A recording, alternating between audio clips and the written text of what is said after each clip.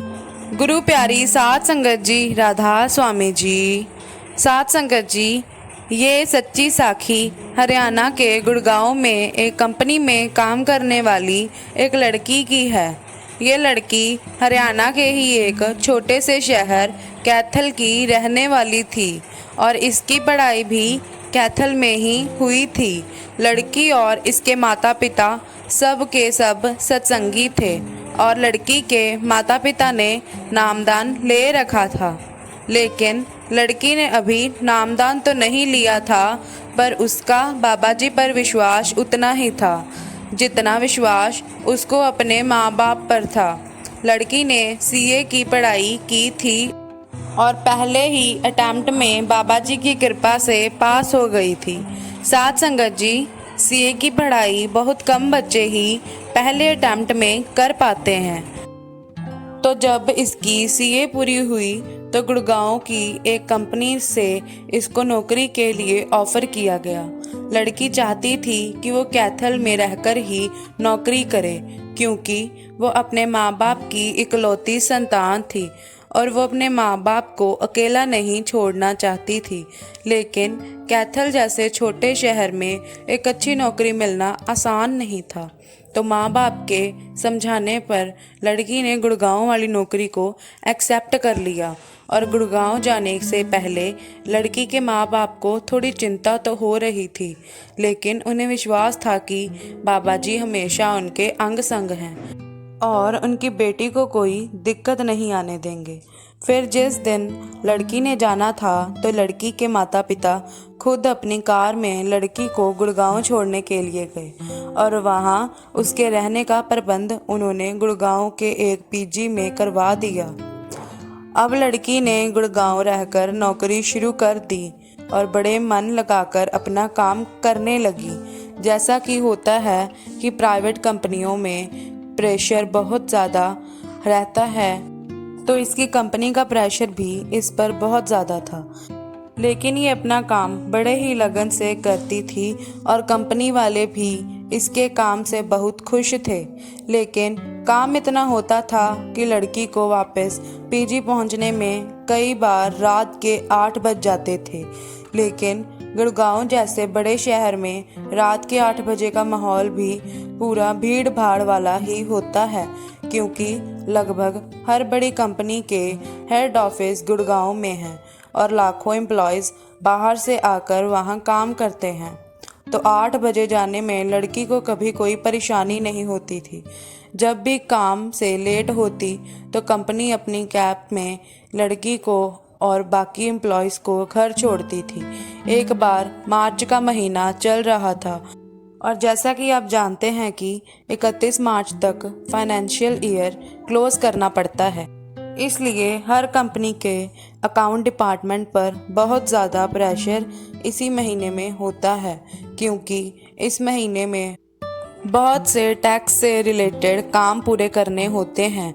तो मार्च के आखिरी दिनों में लड़की को रात के 11 भी बज जाते थे और कंपनी की कैब में लड़की अपने पीजी में जाया करती थी। ऐसे ही 31 मार्च आ गया और अभी बहुत काम पेंडिंग पड़ा था। तो लड़की उस दिन सुबह 8 बजे ही ऑफिस पहुंच गई, क्योंकि आज एयर एंड क्लोज करने का आखिरी दिन था। तो सुबह से ही वो अपने पेंडिंग काम को पूरा करने के लिए कंप्यूटर पर काम पर लग गई और ना उसने उस दिन दोपहर का लंच किया और ना 1 मिनट का ब्रेक लिया और पूरा दिन बीत गया। बाकी लगभग सभी एम्प्लॉयज़ का काम पूरा हो गया था और सब अपने अपने घर चले गए। उस दिन भी लड़की को रात के 11:30 बज गए और 11:30 बजे जब काम पूरा हुआ तो उसने ऑफिस के सिक्योरिटी गार्ड को कैब वाले को फ़ोन करने को कहा। तो सिक्योरिटी गार्ड ने कैब वाले को जब फ़ोन किया तो उसका फ़ोन उस दिन नहीं लग रहा था। बहुत बार ट्राई करने के बाद भी कैब वाले का फ़ोन नहीं लगा। तो लड़की ने अपने बॉस को फ़ोन किया और पूरी बात बताई। उसके बॉस ने भी कैब वाले को फ़ोन ट्राई किया, लेकिन फ़ोन नहीं लगा। तो बॉस ने कहा कि तुम बाहर से कोई कैब या ऑटो कर लो और उसके पैसे तुम्हें कंपनी पे कर देगी। तो लड़की ने कहा कि बात पैसों की नहीं है, अभी रात के 12 बजने वाले हैं और मेरे साथ कोई नहीं है, इसलिए मैं थोड़ा सा डर रही हूँ। तो बॉस ने कहा कि ये गुड़गांव है, यहाँ अक्सर कंपनियों में रात रात तक लड़कियाँ काम करके अकेली घर जाती हैं, इसलिए आप डरिए नहीं और बाहर रोड पर से आपको कोई ना कोई टैक्सी या ऑटो मिल जाएगा। तो लड़की हिम्मत करके अकेली ही ऑफिस से निकल गई और थोड़ा आगे चलकर मेन रोड आ गया। लड़की डर रही थी और बाबा जी से अरदास कर रही थी, हे मेरे सतगुरु मेरे साथ रहना। लगभग 10 मिनट सड़क पर इंतज़ार करने के बाद सामने से एक कैब वाला आता दिखाई दिया। कैब वाले ने अकेली लड़की को रात के 12 बजे खड़ा देखा तो उसके पास जाकर कैब रोक दी। तो लड़की ने कहा कि मुझे इस जगह पर जाना है। कैब वाले ने उस समय शराब पी रखी थी, लेकिन लड़की को इस बात का पता नहीं चला और पैसे की बात करके वो कैब में बैठ गई और अंदर बैठकर लड़की को स्मेल आई कि इसने शराब पी रखी है और कैब वाला उस रास्ते से भी नहीं जा रहा था जिस रास्ते से लड़की रोज पीजी में जाया करती थी।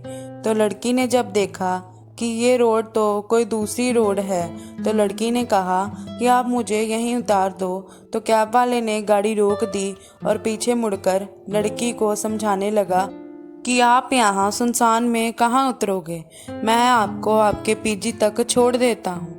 लड़की बहुत घबरा गई कि अभी कैब वाला कैब रोककर पीछे मुंह कर लड़की से बात कर ही रहा था कि ड्राइवर के साथ वाली सीट वाले दरवाजे को किसी ने खोला और वो इंसान कैब के अंदर बैठ गया। जब कैब वाले ने देखा तो वो एक सरदार जी थे और पुलिस की वर्दी में थे। तो कैब वाला पुलिस वाले को साथ में देखकर थोड़ा एक्टिव हो गया और पूछने लगा कि जनाब आपको कहाँ जाना है।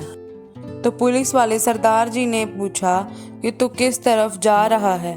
तो ड्राइवर ने लड़की के पीजी का एड्रेस बता दिया। तो पुलिस वाले ने कहा कि लेकिन ये रोड तो कहीं और जाती है। तो कैब वाला घबरा कर बोला कि जी जनाब, उस दूसरे रास्ते पर ट्रैफिक होता है तो मैं इस रूट से आ गया। तो पुलिस वाले ने कहा कि चल कोई बात नहीं, मुझे भी उसी तरफ जाना है जहाँ इस लड़की का पीजी है, उसके आगे ही मेरा थाना है। लड़की को छोड़कर तुम मुझे छोड़ दियो। अब कैब वाला एकदम सीधा हो गया और चुपचाप कैब को लेकर लड़की के पीजी के आगे पहुंच गया और वहां लड़की नीचे उतर गई और अगली खिड़की पर जाकर उसने पुलिस वाले सरदार जी को थैंक यू कहा। तो वो सरदार जी कहने लगे कि शुक्र तो उस मालिक का करना चाहिए। सरदार जी के इतना कहते ही ड्राइवर ने कैब आगे बढ़ा ली और लड़की अपने पीजी के अंदर जाने लगी। लेकिन अंदर जाते हुए लड़की को पुलिस वाले सरदार जी की बात याद आई कि उन्होंने कहा कि शुक्र तो मालिक का करना चाहिए। ये बात दिमाग में आते ही वो समझ गई कि ये कौन थे। फिर लड़की वापस सड़क पर आई, लेकिन तब तक तो वो कैब वहाँ से बहुत दूर जा चुकी थी। लड़की की आंखों में आंसू आ गए और सोचने लगे कि ना जाने किस रूप में सतगुरु आकर कृपा कर देते हैं और हम पहचान ही नहीं पाते। जब ये बात लड़की ने अपने माता पिता को बताई तो वो भी सुनकर बड़े ही हैरान थे और उन्होंने ये बात जब संगत के साथ साझा की तो सबको इस चमत्कार का पता चल पाया। संगत जी, मालिक हर जगह नहीं पहुंच पाते, लेकिन जब हम मुसीबत में होते हैं तो हमारी रक्षा के लिए किसी न किसी को भेज जरूर देते हैं। इसलिए कभी भी मुसीबत आए तो बाबा जी पर विश्वास डगमगाना नहीं चाहिए। बाबा जी किसी न किसी रूप में आकर हमें मुसीबत से बाहर निकाल देते हैं। साथ संगत जी, आपको यह साखी कैसी लगी कमेंट कर बताएं और अगर अच्छी लगी हो तो लाइक भी कर दें। ऐसी और रूहानी साखियाँ सुनने के लिए हमारे चैनल को सब्सक्राइब कर दें। और संगत जी, साखी सुनने के बाद 2 मिनट बाबा जी का ध्यान करें और बाबा जी की खुशियाँ प्राप्त करें। राधा स्वामी जी।